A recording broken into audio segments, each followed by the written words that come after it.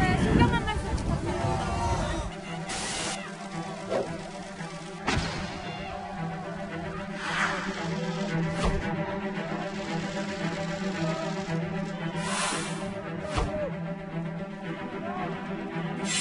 이 사건은 본질이 전 대통령의 직권남용으로 기업이 자유와 재산권을 침해당한 것입니다. 재판부의 판단은 유감이라고 생각합니다.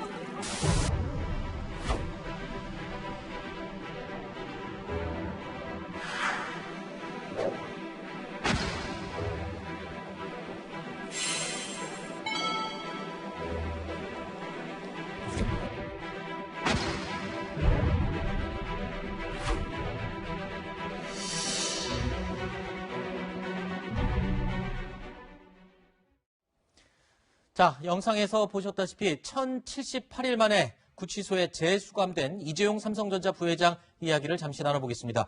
이번 이야기 김성환 시사평론가, 김태현 변호사, 그리고 손정혜 변호사 세 분과 함께하겠습니다. 어서 오십시오. 안녕하세요. 안녕하세요. 안녕하십니까. 자, 이 파기환송심 선고 20분 만에 끝이 났었죠. 자, 이재용 부회장 한동안 말이 없이 멍하게 있다가 최후 진술도 하지 않고 그 자리에서 털썩 주저앉았다라고 이야기가 전해지고 있는데 그만큼 예상하지 못했기 때문에 그랬었겠죠? 사실 뭐 예상을 했다 하더라도 이제 법정 구속되는 건 사실 충격적인 건 맞거든요. 네. 그러니까 보시면 방금 전에 화면 보셨지만 정장 입고 들어왔다가 네. 큰 문으로 들어왔다가 집에 못 가고 오른쪽 쪽문으로 빠져가지고 바로 서울구치소 가는 거예요. 그렇기 때문에 아마 그 법정 구속 당한 사람들은 굉장히 놀라죠. 네. 그리고 더군다나 아마 그래서 모르겠습니다. 삼성 내부라든지 변호인단에서 대충 이제 선고되면 그 당사자인 피고인하고 얘기를 할 때 어느 정도 나올 것 같습니다. 예상들은 얘기는 하긴 하거든요. 조심스럽지만. 근데 집유를 예상했는지는 모르겠으나 아마 저도 그렇지만 외부에서 봤을 때는 준법감시위원회라는 거를 법원에서 얘기를 했을 때 그러면 저거를 삼성이 잘 지키면 이건 굉장히 선처하겠다는 사인이구나라고 읽고 그래서 아마 집행유예를 예상하는 사람도 좀 있었어요. 그렇기 때문에 이재용 부회장도 설마 내가 법정 구속까지 되리라라고는 아마 예상 못했을 수도 있죠. 그래서 아마 어제 좀 더 충격을 받았던 것 같습니다. 본인은. 자, 이 최종 선고가 내려졌을 때 이 주저앉을 정도로 충격을 받았던 이유, 사실은요, 이재용 부회장과 삼성 측은 오래전부터 열심히 준비한 내용이 있었기 때문에 아마 더욱 충격이 크지 않았나 싶습니다. 과거의 이야기 들어보시죠. 저는 제 아이들에게 회사 경영권을 물려주지 않을 생각입니다. 무노조 경영이라는 말이 나오지 않도록 하겠습니다. 노동 3권을 확실히 보장하겠습니다. 자, 그러니까 여러 가지 준법감시위원회도 물론이고요. 그리고 또 자녀에게 회사를 물려주는 것도 포기하겠다. 승계 포기까지 약속했고 180억 원을 또 투자한다라는 또 계획도 발표했고 여러 가지 노력을 한 건 분명합니다만 법원이 이것을 형량을 경감시켜줄 이유로까지는 인정하지 않았다는 소리잖아요. 그러니까 가장 핵심적인 내용이 준법감시위가 제대로 활동했는가 이 부분 아니겠습니까? 네. 또 재판부가 권고했던 상황이기도 하고요. 근데 최종적으로 재판부가 판단한 것은 준법감시위가 제대로 활동하기는 좀 어려운 상황이었다. 네. 이거였습니다. 아하. 그러니까 전문감시인들이 그동안의 준법감시위가 제대로 활동했는지 평가 작업들도 했거든요. 네. 그러니까 평가 작업을 하면서 여러 가지 3명이 평가 작업을 했는데 각자 의견이 달랐다 그래요. 네. 왜냐하면 준법감시위라고 하는 게 외국에도 있는 제도인데 보통은 법인이나 임직원들이 법을 철저히 잘 지키는지 활동을 감시하는 이런 이제 그 역할들을 하는데 기업 총수라든가 CEO들의 활동을 감시할 수 있는가 과연 그런 네. 제도를 통해서 예를 들면 상속이라든가 이런 문제 상당히 많이 배워왔잖아요. 그동안의 문제가. 네. 이재용 부회장도 역시 마찬가지였고요. 그런 일이 있을 때 준법감시위가 제대로 역할을 할 수 있느냐. 네. 이 부분에 대한 의문이 좀 제기됐다고 하고요. 네. 삼성의 계열사가 굉장히 많은데 7개 정도 계열사에는 준법감시위가 설치가 돼서 운영이 되고 있지만 나머지 계열사들도 과연 준법감시위가 제대로 활동할 수 있겠느냐. 네. 여러 가지 면에서 준법감시 활동이 충분히 앞으로 삼성의 불법 활동이나 불법 행위나 아니 탈법 행위나 이런 것들을 막을 수 있기에는 좀 부족한 것 아니냐 이런 판단을 했다는 겁니다. 그렇군요. 그러니까 그게 나중에 양형의 판단 기준으로 작용할 때 집행유예를 선고하는 게 가능했을 텐데 네. 그 활동에 대해서는 좀 미진했다 이렇게 봤다는 거죠. 근데 이게 파기환송심이 진행되면서 사실상은 이 법원에서 먼저 재판부에서 먼저 제안했던 거잖아요. 그러니까 준법감시위를 제대로 운영을 하면 형량 감형에 영향을 줄 수 있다. 그래서 아마 삼성 측과 이재용 부회장이 그 부분에 온 힘을 쏟은 것 같은데 결과론적으로는 일각에서는 희망 고문을 당한 게 아니냐라는 말도 일부에서 좀 있었습니다. 그러니까 사실은 판사는 법정에서 했던 얘기들, 그다음 이제 공판 조서에 기록이 되는 경우도 있고 아닌 경우도 있고, 그다음에 판결 뭐 이런 걸로 얘기하는 거지. 이 재판장뿐만 아니라 이게 대등 재판부이기 때문에 이 부장 3명의 속마음 우리가 다 알 수는 없습니다. 처음에 이제 준법감시를 제안할 때도 정말로 이거 잘해오면 내가 집행유예 써줄게 이런 생각을 가지고 알 수는 없어요. 네. 다만 우리가 외부에서 해석을 할 때 그렇게 해석을 했었죠. 왜? 사실은 그렇습니다. 뇌물이 89억이면 무죄면 무죄 쓰고 유죄면 법정 구속하면 되는 거고 네. 징역 5년이든 10년이든 하면 되는 거지. 굳이 재판장이 기업 경영에 대해서 잘해라 마라. 아버지는 이런 일인데 너는 왜 이러냐. 앞으로 어떻게 할 거라는 걸 할 이유가 없는 것이거든요. 그렇잖아요.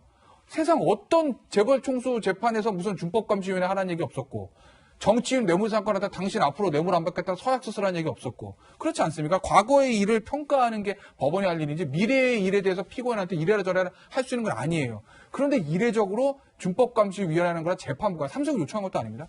재판부가 먼저 얘기를 했습니다. 그렇기 때문에 우리가 외부에서 말 때 우리가 이런 게 있어요. 일반 형사사건 할 때도 재판부에서 막 요구하는 게 있다고 하면 검찰도 마찬가지입니다. 저거 해오면 봐주겠다는 얘기구나라고 해석이 되는 경우가 있거든요. 네. 그래서 아마 이번 경우에도 아마 삼성 측도 그렇고 외부에서 봤을 때 준법감시위원회 잘하면 저거 집행유예 해주겠다는 얘기구나라고 이제 해석도 했던 거죠. 저도 개인적으로 그렇게 해석했습니다. 네. 근데 어제 이제 형량을 보니까 2년 6개월이에요. 네. 2년 6개월이라는 건 집행유예 가능한 형량이에요. 아. 사실은 뇌물이 89억인데 1심에서 징역 5년이었어요. 근데 뇌물 액수가 똑같은데 2년 6개월이다. 집유가 가능한 형량이다. 그런데 마지막에 집유를 안 하고 양형 이후에서 준법감시위원회 실효성이 없다라고 판단했다는 얘기는 네. 재판부 입장에서는 준법감시위원회라는 좋은 거를 줬으나 삼성이 그거를 실제적으로 이행함에 있어서 재판부의 기대치를 충족하지 못했다. 네. 그래서 아마 법정 구속이 됐다라고 저는 개인적으로 평가하고 있습니다. 지금 구속 이후에 여러 가지 목소리가 나옵니다만 또 일각에서는 이런 얘기가 있어요. 사실 구속이 아니고 만약에 그냥 집행유예를 해주면 여론의 영향도 굉장히 안 좋을 것이고 일부의 얘기입니다. 그렇기 때문에 일단 구속을 하고 2년 6개월의 형량 정도면 추후에 뭐 특사라든가 뭐 이런 얘기가 나올 수도 있지 않냐 그런 의견도 인터넷에 또 떠돌더라고요. 네, 벌써부터 이제 그런 얘기 나오는데요. 3.1절 특사냐, 8.15 특사냐, 뭐 이런 얘기까지 나오고, 네. 가석방 기준을 맞추기 위해서 한 8개월 정도 더 형기를 살게 되면, 그러면 가석방 기준을 충족하기 때문에. 실제로 가능은 한 겁니다. 네, 3분의 2, 2년 6개월에 3분의 2이기 때문에 20개월이면은 가석방 요건을 맞출 수가 있거든요. 네네네. 근데 이미 1년 가까이를 수감 생활을 했어요. 그렇죠. 그러니까 8개월 정도 더 생활을 하게 되면, 그러면 가석방 가능하지 않겠느냐. 뭐 그게 제일 큰 가능성으로 지금 얘기가 되는 것 같아요. 추정이죠. 사면보다는. 일부의 네. 의견일 뿐입니다. 뭐 그렇게 얘기가 되고 있는데요. 저는 좀 관점을 바꿨으면 좋겠어요. 네, 이재용 부회장이 2년 6개월 실형이 나오는 게 맞습니까? 그러니까 그렇죠. 재판부가 예. 그러니까 50억 원 이상의 네. 그 횡령 금액일 경우에는 그래, 특가법이 5년 적용이 돼서 예. 5년 이상 무기까지 선고가 가능합니다. 네. 그러니까 1심에서는 그래서 징역 5년을 선고했던 거예요. 네. 2심에서는 횡령액을 30억대로 내려가지고 네. 그래서 집행유예로 나왔던 겁니다. 네. 근데 대법원 판결을 통해서 뇌물 액수가 89억 원으로 확정이 됐잖아요. 네. 그러면은 그 대법원 판결의 기준으로 따르면은 횡령 액수가 그만큼 됐기 때문에 네. 징역 5년 이상이 나오는 게 원래는 맞는 거예요. 네. 그걸 장량 감경을 통해서 재판부가 2년 6개월까지 내려줬어요. 이것도 극히 이례적인 거라고도 볼 수 있어요. 그것만 그런데- 봐도 지금 재판부가 많이 감형을 해줄 네, 거다라는 그런데 말씀이신 집행유예까지 선고하라고? 네. 이건 좀 너무 과하지 않습니까? 네. 엄벌 의지가 없다고 볼 수도 있는 거죠. 거예요. 뭐 정해진 80억 원 정도의 액수 횡령액이면 5년 이상 무기징역까지 할 수 있다라고는 하지만 그 밑으로도 판사가 내릴 수는 있는 겁니까? 통상적으로? 재량 범위 내에서 이제 판단을 내렸다 이렇게 보시면 될 네. 것 같고요. 대법원 양형 기준의 횡령액이 이렇게 된다고 한다면 4년에서 7년이 기본 양형 기준으로 정해져 있습니다. 그렇군요. 그래서 거기에서 장량 감경해서 2년 6개월에 이제 실형이 선고됐다라는 것은 집행유예로 하기에는 여러 가지 이제 범죄의 중대성에 비춰 봐서는 감경 요소를 많이 찾지 못했다 이렇게 볼 수 있는데 감경 요소를 상황에서로는 피해 회복이 됐다라는 거. 네. 그리고 박 전 대통령 요구에 거부하기 어렵다는 점이 이제 지적이 됐지만 또 가중 요소가 있습니다. 이런 횡령 사건이 지배권 강화 이런 목적으로 쓰이고 다수의 피해자가 야기된 사건은 또 가중 요소인데 그렇군요. 거기서 변수가 됐던 것이 그 준법감시위원회가 실효적으로 발동을 해서 미래의 삼성의 어떤 불법 통제 기능을 확고하게 한다라는 믿음이 있었다고 한다면 집행유예의 어떤 판단이 내려질 수도 있었는데 전문 심리위원들이 한 분은 동그라미, 한 분은 X 세모. 사실 그 동그라미였다라고 한다면 굉장히 실효적이다라고 했다라고 한다면 집행유예도 가능은 했다라고 보입니다. 그렇군요. 자, 어쨌든 구치소로 가게 된 이재용 부회장.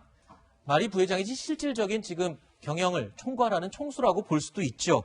자, 지금 수감 중에도 이제 앞으로는 이 경영에 관여하는 옥중 경영을 하게 될 것 같다. 소위 말하는 비상 경영 체제가 되는 거죠. 뭐 예전에도 한번 했었고 대부분의 대한민국의 이 재벌시 회사가 어찌됐든 간에 오너의 어떤 결정에 의존하는 경우가 많습니다. 네. 일상적인 업무는 그렇잖아요. 대규모의 투자나 이게 이제 옳고 그름을 따지지 말고 현실이 그래요. 대한민국의 기업의 스타일이. 근데 어찌됐건 간에 이재용 부회장이라는 오너가 옥에 들어가 있기 때문에 지금 아마 대규모 투자라든지 아마 신규 사업 이런 거는 쉽지는 않을 겁니다. 삼성은. 네. 삼성은 쉽지는 않고 그냥 일상적인 업무들. 다만 이제 삼성이 워낙 시스템이 잘 갖춰져 있는 사람이기 때문에 회사고 이미 오너의 부자를 한 번은 경험했었거든요. 네. 그러니 굴러는 가겠습니다만. 지난 2017년도에 그렇죠. 구속이 1년 동안 예, 있었죠. 예. 예를 들어서 신규 투자라든지 그런 부분은 사실은 좀 어려운 측면들은 있죠. 네. 다만 또- 그렇다고 해서 삼성이 휘청거리느냐 네. 그럴 것 같지는 않고요. 또 어떤 분은 그렇게 얘기하시더라고요. 일단 삼성그룹 자체가 전문 경영인 시스템이 완전히 안착이 됐기 때문에 총수가 없더라도 굴러가는데 문제가 없다라고 얘기를 하기도 하지만 실제 어제 구속 소식이 알려지면서 주식시장은 휘청했습니다. 이 최근에 워낙 많이 오른 주식장이기도 하지만 어제 삼성전자를 비롯해서 삼성그룹 관련 주들이 상당히 많이 빠졌거든요. 근데 주가가. 이제 만약 오늘 네. 내일 계속 빠지면 진짜 아니 오늘은 제가 그러니까 확인했는데 예를 들면 조금 이제 올랐어요. 예, 그러면은 와 이거 진짜 시장에서 삼성의 어떤 총수 부재를 걱정하는 거 아니야? 이럴 수도 있는데 일단 내일은 꼭 오늘 장은 막판은 봐야 되겠지만 오늘 지금까지 흐름은 제가 방송 시작 전에 확인해 보니까 2.8% 정도 상승이거든요. 네. 삼성전자는. 그러니 이제 오너의 부재 때문에 삼성의 경영이 위태로워서 삼성을 휘청거린다고 시장에서 읽었다라고 우리가 단정할 수는 없습니다. 네. 근데 다만 어제는 그런 건 있었죠. 어제는 이제 장이 이제 막판에 한 2시 반쯤에 아마 법정 구속 얘기가 나왔을 거예요. 네. 그러니까 아까 말씀드렸듯이 준법감시위원회 때문에 시장에서도 설마 법정 구속 시키겠어. 낙관적으로 집행유예 봤군요. 하겠지 좀 낙관적으로 봤던 게 있었던 네. 것 같아요. 그런데 투자자들 예상과 다르게 법정 구속이 되니 네. 일단 어제는 조금 이제 막판에 확 밀리면서 하락장으로 마감을 했는데 오늘은 일단 좀 상승 반전해서 상승으로 출발하고 있으니까 그래서 오늘 마지막 부분 장 그다음에 내일 또 계속 네. 좀 보셔야죠. 사실 요즘 불장이라고 하죠. 워낙 주식장이 호황인데 주변에 주식하시는 분들도 많습니다. 그렇다 보니까 어제 이재용 부회장 구속 소식이 알려지면서 주식하시는 분들끼리 모여서 이런 얘기를 막 나누더라고요. 큰일 났다. 나 이거 주식 삼성 갖고 있는데 팔아야 되나? 그리고 이거 아니야, 괜찮아, 이런 말이 많더라고요. 심지어 어떤 분들은, 야, 삼성이 망하면은, 흔들리면은, 우리 경제가 힘들어지는 거 아니야? 이런 속된 말도 오가고 했었는데, 그래서 저희 이 뉴스에일 라이브 팀이 경제 전문가들에게 좀 물어봤습니다. 진짜 삼성 이재용 부회장이 구속되면 경영에 큰 문제 또는 경제에 큰 영향을 끼치는지요? 들어보시죠. 구속된 이후에 삼성이 과연 어떻게 될 것인가 하는 우려도 있을 것이고 그것이 어제 주식시장에도 선반영됐습니다만은 우리나라의 경제계에 대한 외부의 이미지도 나빠질 것이기 때문에 분명히 악영향은 있을 겁니다. 하지만 이런 부분들이 다른 측면에서 보면 삼성이 가지고 있던 이 오너 리스크가 해소되는 어떤 국면에 있다. 네네. 그런 긍정적인 측면도 있죠. 핵심은 바로 시기입니다. 과거 여타의 오너 리스크 때와는 다르게 이제 현 시점이 포스트 코로나 시국에서 새로운 먹거리를 준비하는 그런 시기 아니겠습니까? 이런 경우에는 실은 대규모의 투자가 필수적입니다. 이때 펼쳐지는 투자 혹은 이제 인수합병, M&A 같은 경우에는 실은 이재용 부회장이 결정을 내려야 하는 이제 그런 구조입니다. 경쟁자들이 더 치고 나갈 경우에 오히려 삼성이 가만히 있어도 평상 속도대로만 가도 뒤처질 수가 있기 때문에 저는 이 얘기를 듣고 걱정이 좀 해소가 되다가 또 뒷부분 가면 또 걱정이 돼요. 그러니까 뭐 긍정적인 부분, 부정적인 부분을 다 말씀해 주셔서 그런 것 같은데 어떻게 보십니까? 그러니까 지금 코로나 이후의 상황, 그리고 전 세계적인 경제, 지금 다시 경제가 살아나는 시기잖아요. 그래서 좀 특수한 상황이기 때문에 더욱 관심이 많은 것 같습니다. 삼성이라고 하는 기업 입장에서 또 삼성이 우리나라 수출을 견인하고 있는 입장이기 때문에 이게 당연히 악재일 수밖에 없는 거죠. 그렇죠. 그걸 뭐 악재가 아니라고 얘기하는 것 자체가 좀 넌센스인 네. 것 같고요. 그러니까 그동안에 한국 기업의 정근대적인 기업 윤리라든가 기업 문화에 대해서는 많은 지적이 있었습니다. 네. 그러니까 기업 총수가 지금 이재용 부회장도 역시 마찬가지지만 1%도 안 되는 지분을 가지고 지금 삼성 그룹을 지금 지배하고 있는 상황 아니에요. 그러니까 이런 상황이 굉장히 비정상적인 거라고 하는 건 많은 분들이 아실 테지만 실제 현실에서는 또 그렇게 작동하고 있으니까 네. 그런 부분에 대해서는 일종의 이제 오너 리스크가 발생하고 있다 이렇게도 얘기할 수 있겠지만 또 거꾸로 생각해 보면 만약에 이재용 부회장이 형기를 마치고 다시 나온다고 하면 오히려 삼성한테 더 좋은 일이 될 수 있지 않겠습니까? 네. 그러니까 삼성이라고 하는 기업이 그동안에 굉장히 오랫동안 이런 악재에 시달려 왔다는 거예요. 네. 그 악재가 해소되는 과정으로 또 이해할 수도 있습니다. 네. 그러니까 외국에 있는 기관이라든가 이런 곳에서 바라볼 때는 해외 언론에서 볼 때는 오히려 차라리 이번에 최종적으로 법률적인 문제가 해결이 돼서 네. 나중에 이재용 부회장 체제가 완전히 안착되는 이런 과정이라고 본다면 이걸 완전히 악재라고만 볼 수는 없을 것이다. 네. 오히려 삼성이 새로운 기업으로 거듭나기 위한 과정이다. 네. 이렇게 또 평가를 하더라고요. 알겠습니다. 자, 전반적인 경제 상황에 대해서는 전문가들의 의견이 대체적으로 일반적으로 굴러가는 데는 큰 문제가 없다. 다만 큰 투자를 결정하는 오너의 결정이 관련된 업무에 대해서는 좀 지장이 있을 수 있다. 이런 게 지배적인 의견인 것 같습니다. 이런 가운데 이 일반 주식하시는 분들이 또 많이 궁금해하시는 분들, 물론 2017년도에 이재용 부회장이 한번 1년 정도 구속된 기간이 있습니다. 그러나 그때와 지금의 또 경제적인 재반 상황은 환경은 다르겠죠. 하지만 그때 주가가 어떻게 움직였는지 참고를 해볼 만할 것 같아서 저희가 준비를 했습니다. 2017년 2월에 구속이 돼서요. 2018년 2월에 1년 후에 풀려났습니다. 그 기간 동안에 주가가 상당히 많이 상승한 것을 볼 수 있습니다.